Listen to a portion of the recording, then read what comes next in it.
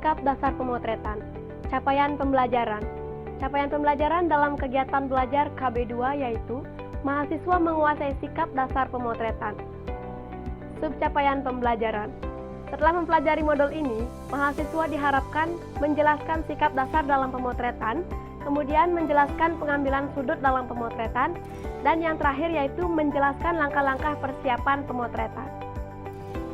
Sikap dasar dalam pemotretan menjadi salah satu yang penting untuk diperhatikan bagi pemotretan pemula atau fotografer pemula. Nah, ada beberapa sikap yang perlu diperhatikan terkait pemotretan adalah sebagai berikut.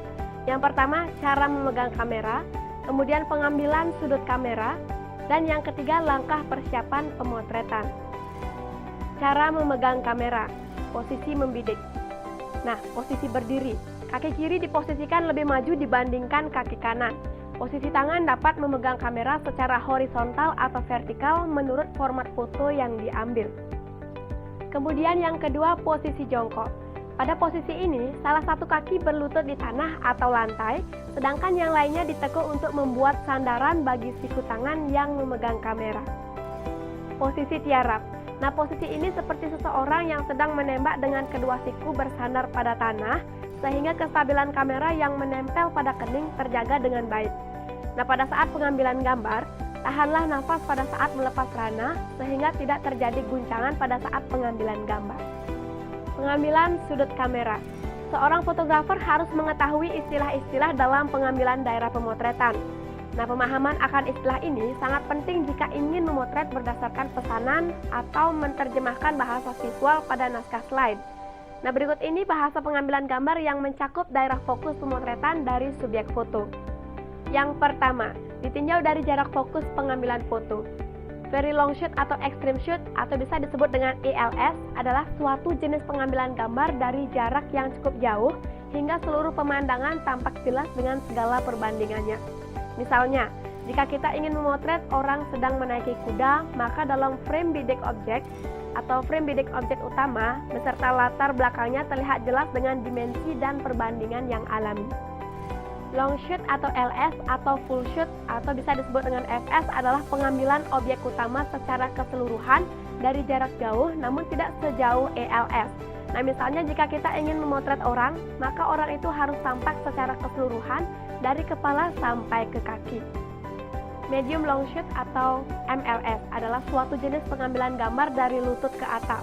Nah, pengambilan gambar ini disebut juga knee shoot atau KS. Medium shoot adalah pengambilan gambar atau objek dari pinggang sampai ke atas.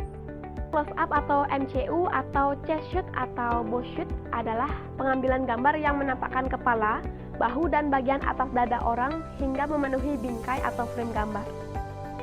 Close up atau CU adalah suatu pengambilan gambar dari dekat yang menonjolkan bagian kepala dan bahu atau pandangan suatu objek dari dekat.